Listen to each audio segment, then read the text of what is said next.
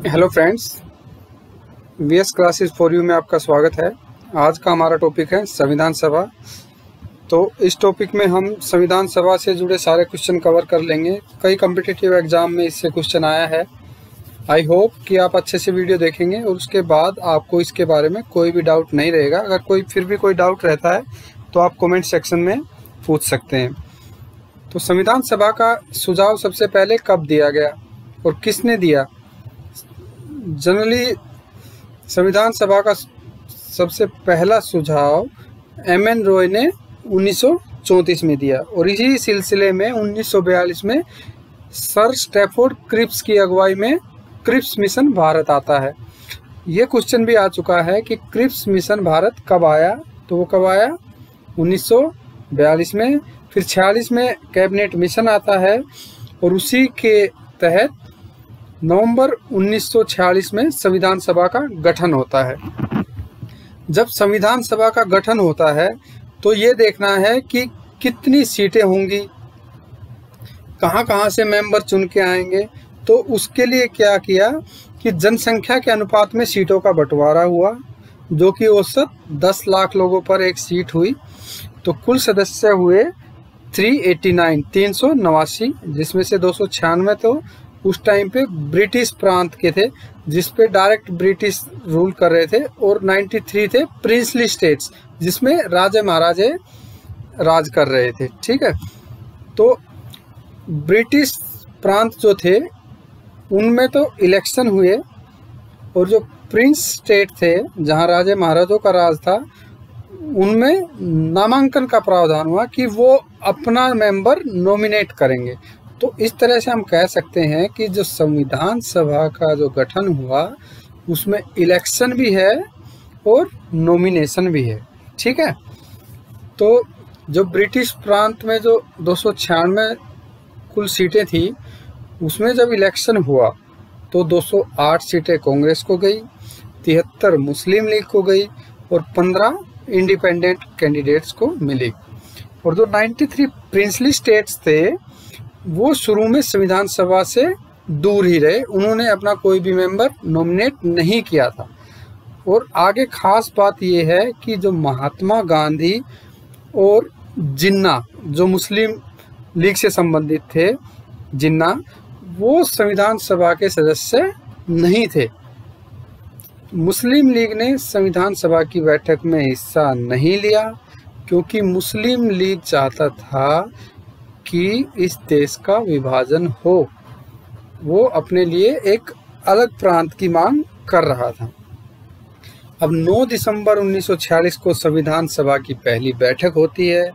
पहली बैठक में सबसे वरिष्ठ श्री सच्चिदानंद सिन्हा को टेम्परेरी अध्यक्ष बना दिया जाता है और उसके 2 दिन के बाद 11 दिसंबर 1946 को संविधान सभा की दूसरी बैठक होती है और इस दूसरी बैठक में पंडित जवाहरलाल नेहरू को संविधान सभा का अध्यक्ष चुन लिया जाता है। 13 दिसंबर 1946 को नेहरू जी उद्देश्य प्रस्ताव लाते हैं। उद्देश्य प्रस्ताव कि इस संविधान सभा का क्या उद्देश्य होगा, क्या इसका प्रारूप होगा, उससे संबंधित प्रस्ताव, उद्देश्य प्रस्ताव वो लेके आते हैं। अब देखिए, जब 46 में 13 दिसंबर 1946 तक हम पहुंच गए हैं, संविधान सभा गठित हो चुकी है, तो थोड़ा सा आगे जाएंगे तो 20 फरवरी 1947 में उस टाइम पे ब्रिटेन के प्रधानमंत्री हैं क्लेमेंट एटली। कौन है उस टाइम पे ब्रिटेन के प्रधानमंत्री? क्लेमेंट एटली। अब उन्होंने घोषणा की कि 30 जून 1948 तक भारत से ब्रिटिश साम्राज्य खत्म हो जाएगा। जैसे ही वहाँ से घोषणा होती है तो मुस्लिम लीग, उसकी जो डिमांड है एक अपना अलग देश, अपना अलग प्रांत लेने की, वो और भी ज़्यादा उग्र हो जाते हैं, अपनी डिमांड को और ज़्यादा तीव्र गति से रखते हैं।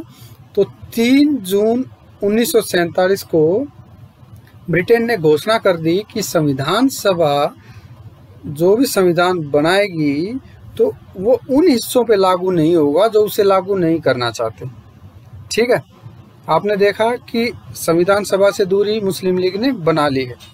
तो 3 जून 1947 को ही वायसराय उस टाइम पे हैं भारत के लॉर्ड माउंटबेटन। तो कौन है वायसराय उस टाइम पे? Lord Mountbatten. तो उन्होंने क्या किया, उन्होंने 3 जून 1947 को पार्टीशन प्लान रखा, विभाजन का प्लान रखा। अब उस प्लान पे कांग्रेस और मुस्लिम लीग सहमति बना लेते हैं। उसके तहत क्या होगा कि भारत और पाकिस्तान 2 अलग अलग देश हो जाएंगे और जो प्रिंस स्टेट हैं वो किसी की तरफ जा सकते हैं या फिर स्वतंत्र भी रह सकते हैं। और जब तक संविधान नहीं आ जाता, भारत सरकार अधिनियम 1935 ही लागू रहेगा और भारत का गवर्नर जनरल होगा। उसके बाद अभी आपने देखा कि क्या था, भारत का वायसराय था, लेकिन उसके बाद क्या होगा, भारत का गवर्नर जनरल होगा जो मंत्रिपरिषद की सलाह से कार्य करेगा। लॉर्ड माउंटबेटन स्वतंत्र भारत के प्रथम गवर्नर जनरल बने। अब इसमें ध्यान देने वाली बात है, ये वही लॉर्ड माउंटबेटन है जो थोड़े समय पहले वायसराय थे। अभी ये किस भूमिका में आ गए हैं, ये भारत के प्रथम गवर्नर जनरल बन गए हैं। ठीक है। धीरे धीरे प्रिंस स्टेट्स भी संविधान सभा से जुड़ने लगे, क्योंकि आपने देखा जब 93 सीट्स इनके पास थी तो इन्होंने किसी को नॉमिनेट नहीं किया था, लेकिन धीरे धीरे ये भी जुड़ गए। अब मुस्लिम लीग ने संविधान सभा से अपने आप को बाहर कर लिया, ये हमारी संविधान सभा से अलग हो गई। अब देखिए, अब संविधान सभा के कुल सदस्य जो पहले 389 थे वो घट के रह गए 299 रह जाते हैं, जिसमें से 229 ब्रिटिश प्रांत के हैं और 70 प्रिंसली स्टेट के हैं। ठीक है। तो अब ये संविधान का निर्माण कर रहे हैं। संविधान बनाने में कुल समय लगता है फिर इनको 2 साल 11 महीने और 18 दिन। ठीक है। अब संविधान जब बन रहा है तो उस टाइम पे इनके लिए अलग अलग समितियों का गठन भी कर दिया जाता है। ये समितियां मैं आपको आगे वीडियो में बता देता हूं, जो इम्पोर्टेंट समितियां हैं। तो संविधान बनाने में कुल समय लगा 2 साल 11 महीने 18 दिन। तो संविधान को 26 नवंबर 1949 को संविधान सभा द्वारा पारित कर दिया गया, लेकिन उसका पूर्ण हिस्सा, मतलब उसको पूरी तरह से क्रियान्वित नहीं किया गया। 26 नवंबर 1949 को उसका कुछ हिस्सा ही उस टाइम पे क्रियान्वित किया गया। पूर्ण संविधान कब लागू हुआ? 26 जनवरी 1950 को।